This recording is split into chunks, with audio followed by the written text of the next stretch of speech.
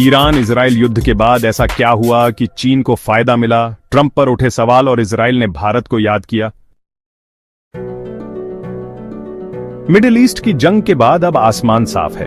12 दिन तक मंडराने वाले युद्ध के काले बादल छंट चुके हैं। ईरान और इजराइल के बीच एक सन्नाटा पसरा है और इस सन्नाटे की वजह मानी जा रही है अमेरिका के पूर्व राष्ट्रपति डोनाल्ड ट्रंप की कूटनीति।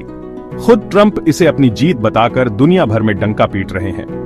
लेकिन दोस्तों, यह जो ऊपर से शांति की तस्वीर दिख रही है, उसकी परतों के नीचे एक बड़ा धोखा छिपा है। एक ऐसा भूचाल जो इस शांति को झूठा और खतरनाक साबित करता है। यह कहानी है विश्वासघात की, पर्दे के पीछे रचे एक ऐसे खेल की जिसमें अमेरिका ने इजराइल की पीठ में छुरा घोंपा। जब इजराइल अभी अपने घावों को भर रहा था, अमेरिका ने उसके सबसे बड़े दुश्मन ईरान और उसके रणनीतिक साझेदार चीन को ऐसा फायदा दे दिया जिसने इजराइल को झकझोर कर रख दिया। ट्रंप ने अपने सियासी फायदे के लिए ऐसा दांव चला कि दोस्त और दुश्मन की परिभाषा ही बदल गई। लेकिन कहते हैं ना, जब एक दरवाजा बंद होता है तो दूसरा खुलता है। अमेरिका के इस विश्वासघात के बीच भारत एक नई उम्मीद की किरण बनकर उभरा है। इस पूरे घटनाक्रम में इजराइल ने जिस तरह भारत को लेकर बयान दिया है, उसने दुनिया को चौंका दिया है और अमेरिका को सोचने पर मजबूर कर दिया है। अब हम आपको बताएंगे उस बयान के बारे में जिसने इस पूरे भू राजनीतिक ड्रामे को जन्म दिया। इजराइल की संसद की एक वरिष्ठ नेता, विपक्षी पार्टी की शैली मिरोन ने पूरी दुनिया के सामने कहा, ईरान से इस जंग को रोकने में अगर कोई बेहतर मध्यस्थ हो सकता था तो वह भारत होता। अब सवाल उठता है, शैली मिरोन को ऐसा क्यों कहना पड़ा? इसका जवाब छिपा है ट्रंप के उस ऐलान में जो उन्होंने नेटो समिट में किया। ट्रंप ने कहा कि वह ईरान पर लगे तेल के प्रतिबंध हटा रहे हैं, यानी ईरान अब खुलकर तेल बेच सकेगा। और ट्रंप ने साफ कहा कि अगर चीन यह तेल खरीदता है तो अमेरिका को कोई आपत्ति नहीं।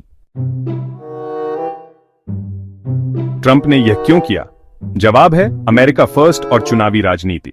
क्योंकि ईरानी तेल बाजार में आने से तेल की कीमतें गिरेंगी और इससे अमेरिकी जनता को राहत मिलेगी, यानी दोस्ती नहीं, सौदा।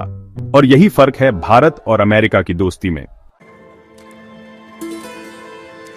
भारत की दोस्ती रणनीतिक और स्थायी होती है। भारत दोस्त बनता है तो निभाता है। इजराइल आज यह बात पूरी तरह समझ चुका है। तभी शैली मिरोन ने आगे भारत की तारीफ की, भारत के लोगों का शुक्रिया अदा किया और भारत की संस्कृति को सराहा। आज दोनों देश मिलकर बराक 8 जैसी आधुनिक मिसाइलें बना रहे हैं। खुफिया जानकारी, ड्रोन टेक्नोलॉजी, निगरानी प्रणाली, हर क्षेत्र में यह साझेदारी गहराती जा रही है।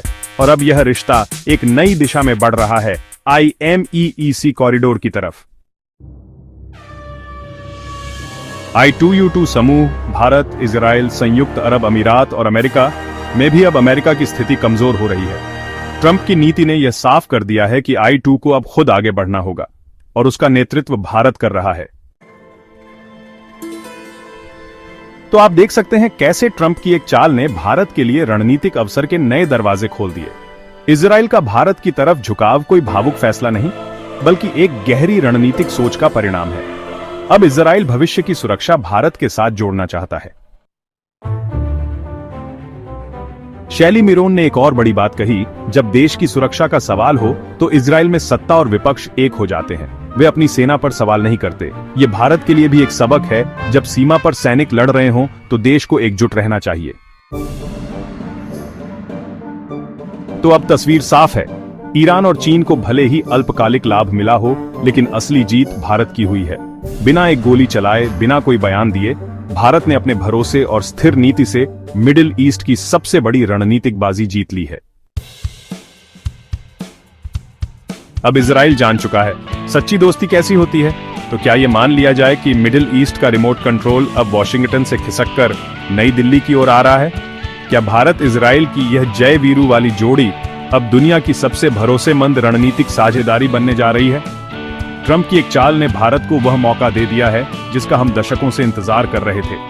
आप इस पूरे घटनाक्रम को किस नजर से देखते हैं? अपनी राय नीचे कमेंट में जरूर बताएं। वीडियो को लाइक, सब्सक्राइब और अपने दोस्तों तक जरूर शेयर करें। जय हिंद, वंदे मातरम।